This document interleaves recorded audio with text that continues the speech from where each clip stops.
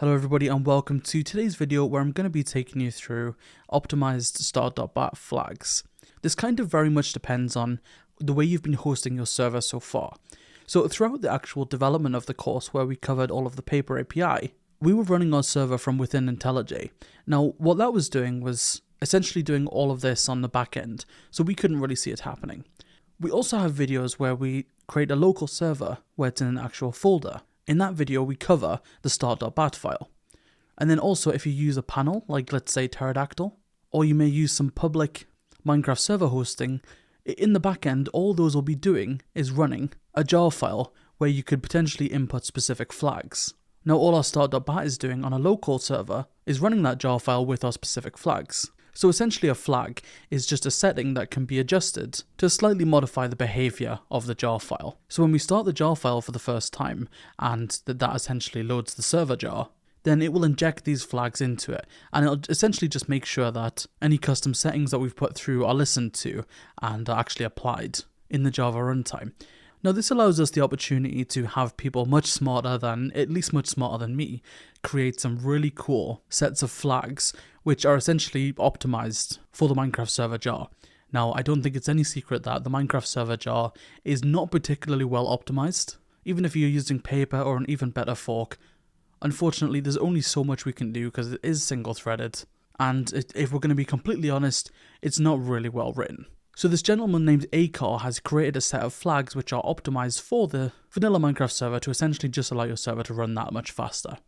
Now you'll see this is actually hosted on Paper's website, and that's because Aikar is good friends with Paper, and also because Paper highly recommend using these flags. Now, to be honest with you, I think when you're in the space that we're in, any little optimizations you can get, like just modifying the Start.bat and just adding a few flags, is absolutely worth it. So what you need to do is come to this link, which is attached alongside this video, and then all you need to do is copy these flags. So this is the whole Java start command, so this is where you customize the RAM, but we cover all this when we create a local server. These are the main bits in the middle. This is all the stuff optimized for a Minecraft server, and we essentially want to be copying all of those things, which will help our server run just that little bit faster. So we can thank Aikar for this, and we can also thank Paper for publicizing this. And so I just wanted to create some visibility on it because it's something that I've personally used for years. The flags have been great, I've had no issues with them. And in a way, I do think you can notice the difference when you do enable the flags, especially if you're running a server which is going to have lots of players or lots of world generation, these types of things. These can be very useful. Now the good news is also my team and I have integrated Aikar's flags into the start file generator, which we have on our MCUtils website. This will generate a start.bat for you. So let's say our server jar name is paper.jar. Let's say we want 8 gig of RAM. And then we choose the flags or Aikar's flags. Now that's on by default because we always recommend people use those flags. And then we can go for the Windows one, and then we'll download it, and you'll see we have the start.bat downloaded. Or you can just see the raw text here, and you can see it's got Aikar's flags in. So if you prefer a more user interface way of doing it, then this will also be linked alongside this video.